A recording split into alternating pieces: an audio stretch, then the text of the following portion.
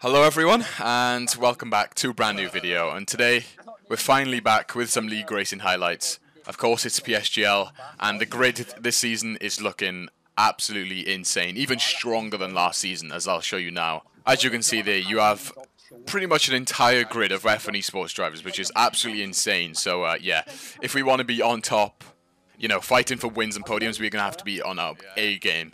So yeah, coming into this race, funnily, I was on zero practice. I did practice in the days coming, but on the Thursday, the 12th, which is when this race took place, I actually had my driving test, and I was just very busy that whole day. So I actually got home, and I just jumped straight on for this race. And with the grid I just showed you, well, you can probably imagine how that went. So yeah, that's just kind of, you know, your warning, my excuse for my pace tonight. But let's just prove it by showing you my first lap of this session and of the day. So coming into turn 1, then you want to be braking just before the 100-meter board down to 3rd gear. You really want to rotate the car. Missed the apex a little bit, but honestly that wasn't awful. A little bit squirmish on the exit of the corner, opening DRS as soon as possible, of course, and looking for the 100-meter board into turn number 3 as close to the curb as possible, but don't hit it. We go extremely wide there. For the first sector, you're looking to do about 0.2 maybe at this point, but we've done a 0.335, so already over a tenth down on where we should be. Into the middle sector then, through this corner, picking up a tiny bit of understeer there. We wanted just a little bit of a tiny slide to help get us through that corner, and now into this tricky downhill left-hander, down to 3rd gear, once again, away from the apex. Don't really get that much rotation.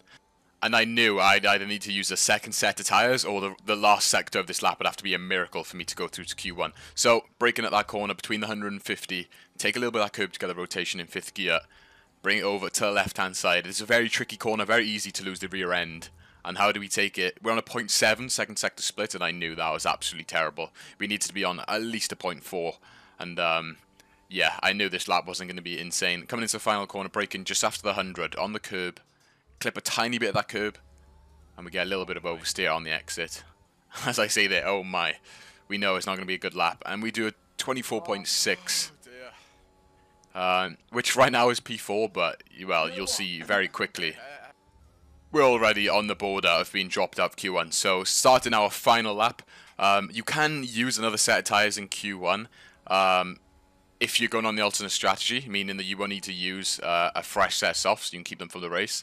But anyway, into turn 1 then, as you can see, we gain a little bit of time through there, just picking up a tiny bit more confidence, lap by lap. I'm still nowhere near where I'd like to be in terms of being warmed up, you know, and practice.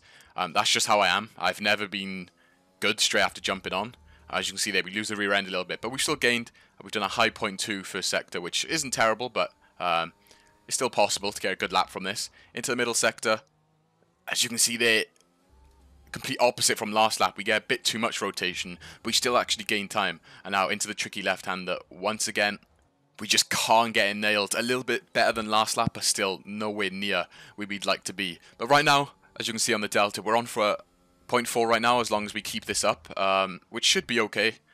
But coming through this corner, a little bit understeer, still gaining some time, and now into this tricky right-hander once again. We just need to keep the lap together here. Coming into this corner, I think you all know what was wrong with that corner, and now we're under a tenth up. So absolutely terrible. Coming through the final corner, we absolutely need a miracle if we're going to make it through to Q1. 4th gear, put the power down. We gain a little bit more time once again, but as we cross the line, you will see. Where does that put me? Oh dear. Nowhere near enough. Oh dear. So unfortunately, here's going to be a Q1 exit for the first round of PSGL, and I think you can all see just how scruffy my driving was. I think if we didn't make that mistake, we could have done a low 0.4, which would have been enough, but even still, that's still, you know, P10. Obviously, Q1 isn't exactly that important, but you would think that we'd be right at the top, you know, in them top 5 positions. So yeah, you can tell pace wasn't there, consistency wasn't there. So yeah, deserved Q1 exit, but hopefully we can do something in the race. So, as you can see there, Jano want me on pole with a 0.8, a very good lap. Nicolas Longue, P2. We're going to be starting from P16. Barry Burmand, Alvaro Caraton, I think Shanaka Clay, they're all on the alternate strategy, P11, 12, 13. They're the ones you need to watch out for in this race because if you didn't know, going from mediums, fresh mediums, onto softs is very overpowered at this track. But that does mean if you want fresh mediums, obviously you would have to qualify on them, and then you would get nowhere near making it into Q3 on them tyres. So what they do is you go on the soft tyre and then you aim for P11. So that way you have free tyre choice for the race. So yeah. So getting straight into it then, starting from P18, actually not P16. The 5 lights are on for the first round of the PSGL season here in Bahrain. And it's lights out and we get a pretty decent start. We jump Nicholas Mateo off the line. And in turn 1, we're going to be choosing the inside line. Everyone else ahead breaks early. We find a little gap. We slot into that gap down the inside. We were on a pretty awkward angle, and we make a tiny bit of contact with Dario, but everything's fine. And we get a jump on Cedric Tome. And now ghosting through the Ferrari, who has some insane straight line speed and pulls away somehow. But into turn number 3, once again, taking that inside line. Try not to lose a position. And we have Cedric ghosting through us. We maintain the position ahead of him. And then, when I don't know who to go to. as I say there, we think we're going to go into the back of someone. As you see there, we do not ghost through Nicholas Mateo. So, yeah, I'm not sure how this ghosting system really works. As you can see there, I went through Dario, but then as soon as I tried to go through Nicholas, obviously I went into the back of him. So, yeah, a bit of a dodgy start. I'm not really sure what's going on, but we have gone from P18 to P16. As my engineer said there, Barry has a penalty. He had a glitch where it gives you, I think, 3 or 4 warnings for one track extension, which is a shame for him, but I think he can get that removed. So, yeah, everything should be fine. So, yeah, right now, as you can see there, Alvaro Caraton, Barry, they're the lead medium runners. They're the guys who are definitely... that you could go through, and some cars you couldn't. I was like, what if I just went into the back of someone?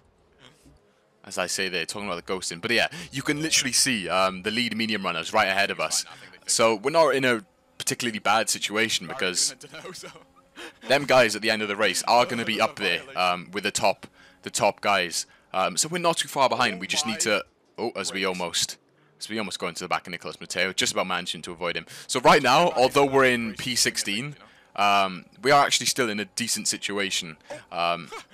Because this strategy is so good. Yeah, moving on then to the next lap, on lap 3. We're just chilling behind Nicholas Mateo until this happens. Oh my... Oh, no, this game's trolling.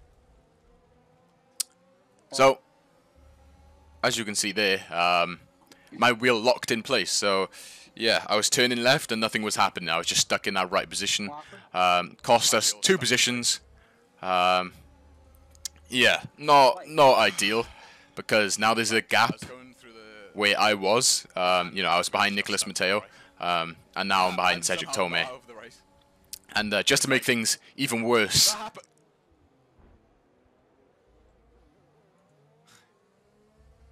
yeah, today was just not my day. So what have I just seen? Interesting from Dario. We've lost the RS now. And now he's what? Nah. Josh, you got a dog bomb, I don't care. Yeah, unfortunately we've lost quite a few seconds just from all of that combined. And pay attention to where I was, behind Nicholas Mateo, ahead of Yoni Tomala, and where they finish at the end of the race. So yeah, moving on to the next lap. We get the move done on Dario, who's on the hard tyre, so yeah, he's going to have quite a lot less grip at this stage. Now we need to hunt down Cedric, who has not got DRS on Yoni Tomala, which means he should be... Oh, as we keep our ERS on. But we should be able to catch up to Cedric. When the car ahead has DRS from other cars and you don't, it is extremely hard to catch up. So yeah, even if we do manage to catch up and pass Cedric, we're still out of DRS to Yoni Tomala, who has DRS, which means it's going to be pretty, maybe even impossible to catch up unless they start fighting. So yeah, it's a pretty big shame that them few little incidents has actually cost us. I'm not going to say I would have got, you know, a top 5, top 6 finish if this didn't happen, but I would have had a chance depending on what happened in the race, and now that chance is pretty much gone. I'm still going to stay in the race, keep trying, of course, but now the chances of having a pretty good recovery drive are pretty low. But so yeah, that's unfortunate. But now we're gonna move on. Been like points if that didn't happen. Like I don't know. No, that's P16. Let's not. I'm not gonna get ahead of myself. So moving on to lap 6 then, as you can see we have caught up to Cedric and we're going to go for the move now, using a bit of ERS to help out. Some of the soft runners starting to pit. I'd say that's quite early, and to be honest, at the end of the race the hards are going to be pretty terrible. I think you want to pit, I would say lap 9, 8 at the earliest for hards, but 9, 10 ideal. But yeah, we got to move on Cedric, and now it's a 2.5 second gap to Yanni, and I do say there, I should be able to catch up, and then I immediately say, oh, I don't have DRS, he does.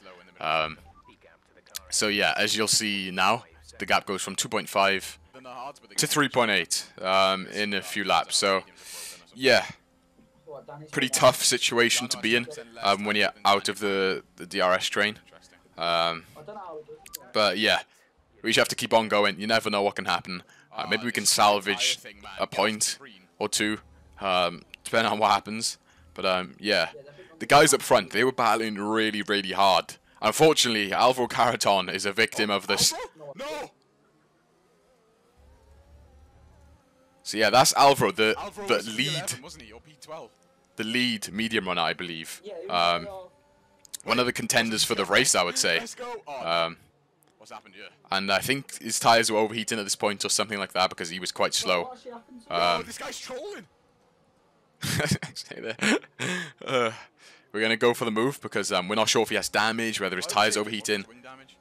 But yeah, we decide to stay behind him. Fab also binned it. And now we go for it on the next straight. We have to be careful because Cedric's coming as well. But yeah, we just defend mostly the inside, go a little bit deep, make sure no one outbreaks us. And that's us up into, well, we're P6 right now, but I believe net's P15 or something, or 14, I don't really know. But yeah, we're going to keep pushing. The gap now 5 seconds to Tormula from the 2.5 it was just a few laps earlier. So yeah, it seems like the points right now are slipping away from us.